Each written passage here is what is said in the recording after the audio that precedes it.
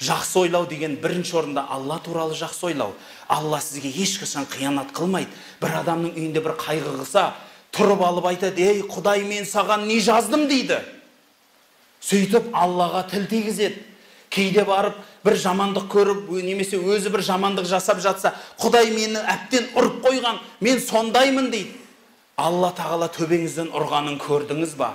Алла тағала ешкімге жамандық тілемейді. Бәлки жақсы жаман істі алдыңызға қойып қойды.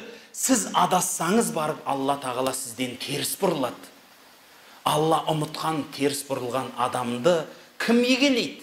Әлбетте шайтан егелейді. Ал досы шайтан болған адам ешқашан жәннатқа бармайды, дозаққа барады. Құдай содан сақтасын. Сол үшін бауырлар, адам туралы, келесі бір бауырыңыз туралы жақсы ойда болыңыз. Бір, жақсы ойда бола алмасаңыз, сол оймен күресіңіз.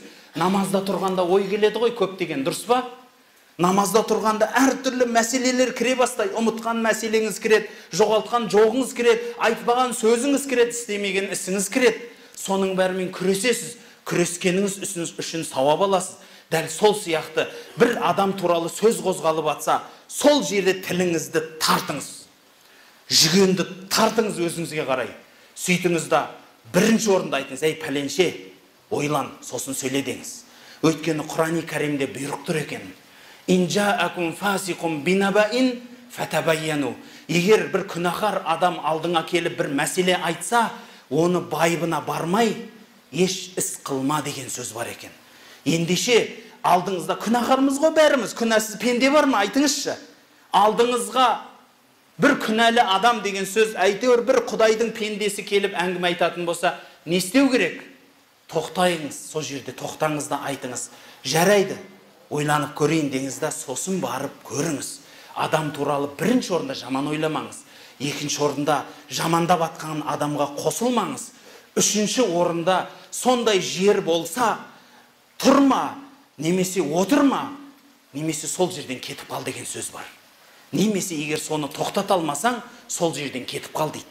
Сол үшін бауырлар, менің ұстаздарымнан көргенмін. Бір ұстазымыздың үйіне зияратқа барса, қонақ күтетін бөлмесі болатын. Сол бөлмеге төріне қонақ отыратын жерге үлкен әріппен жазып қойған: "Біз сөз таситын және ғайбатшы адамдарменен сұхбатшы болмаймыз" дейді. Ойласаңызшы, ана келген кезде бірден жазуды оқисыз да, содан тіліңізді отырасыз ана жерде.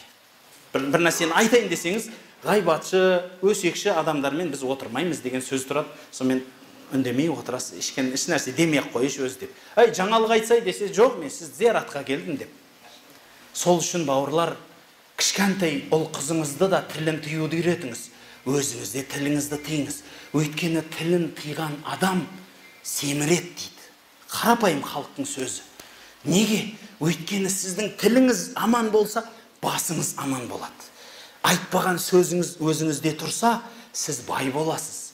Сол үшін ұзын сөздің тобықтай түйіні, құрметті жақсылар. Осы жұманың құрметіне келесі жұмаға дейін сізбенен біз бір іс қылайықшы.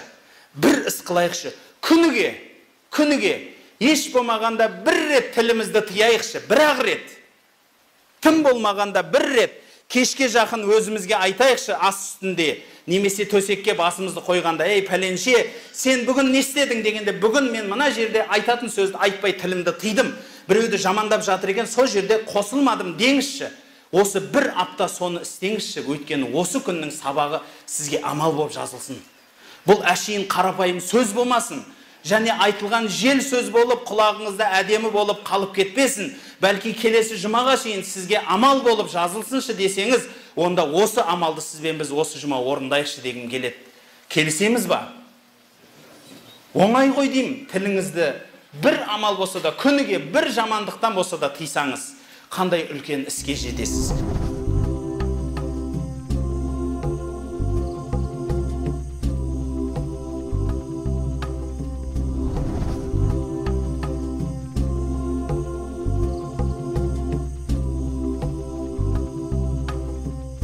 Әл-Мәруа, Алла Тағаланың қонақтарына жүйелі әрі сапалы қызмет көрсету біз үшін үлкен абырой.